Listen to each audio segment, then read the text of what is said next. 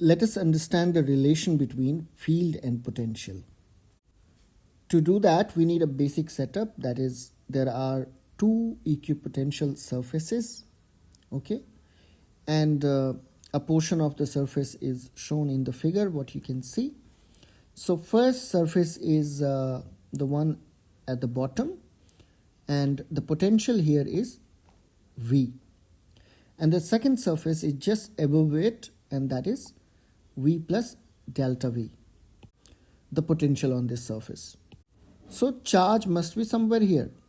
Because of this charge, there is an electric field, and that is E, and that is radially outward.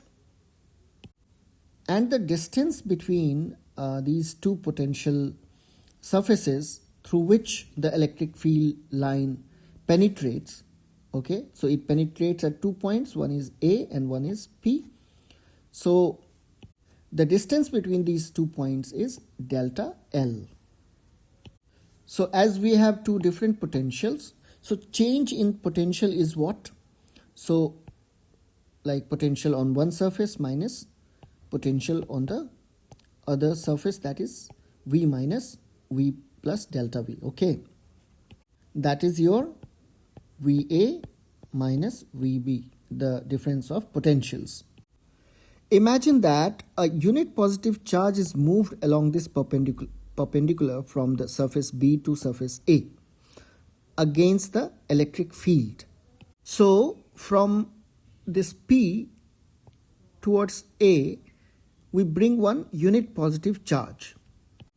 And to do that, we need one exact amount of force that this electric field exerts on that unit positive charge. And what is the force that electric field exerts on that unit positive charge?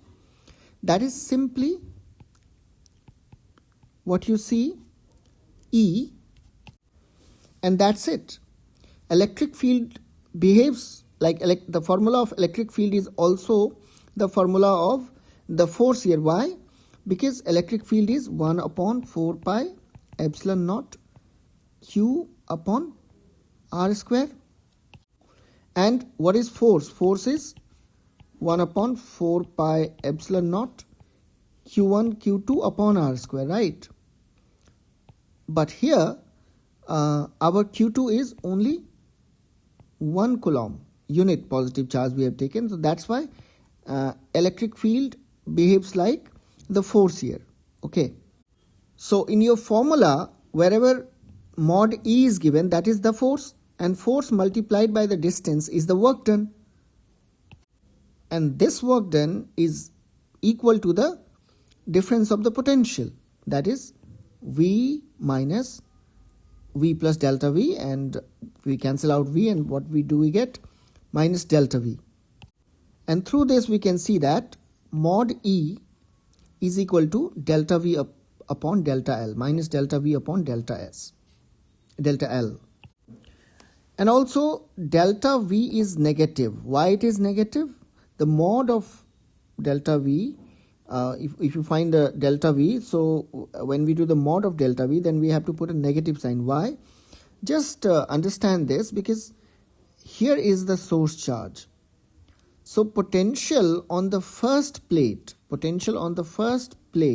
the first equipotential surface will be more than that of the second, because it is going far, okay. And potential depends upon 1 upon R, okay. That's why potential, whichever is farther from the charge, will have lesser potential.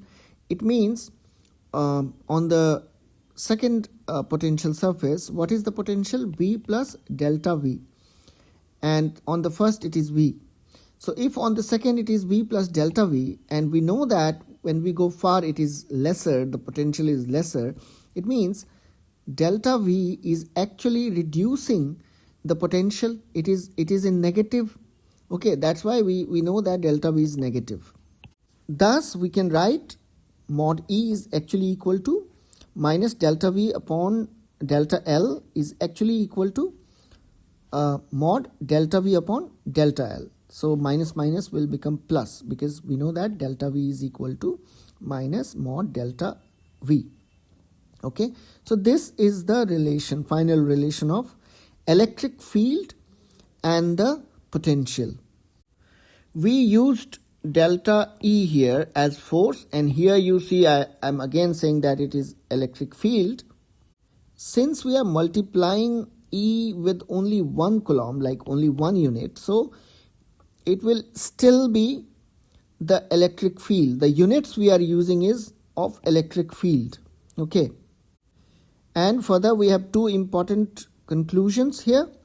One is that electric field is in the direction in which the potential decreases steepest, as I told you before. So electric field is in the direction in which the potential decreases steepest. Potential actually decreases. And steepest means if we go vertical, then only the decrease will be steepest. If we go in some other angle, obviously that ratio will not be maintained. So potential will decrease, but not the highest. So to decrease the steepest, we have to go vertical up, and that is the direction of the electric field. And second important thing is that its magnitude is given by the change in the magnitude of potential per unit displacement normal to the equipotential surface at that point. So the magnitude of the electric field is given by the change in the magnitude of potential per unit displacement. So change in potential divided by change in the length, displacement. And that's it. Next, we will start with potential energy of a system of charges. Okay, thank you.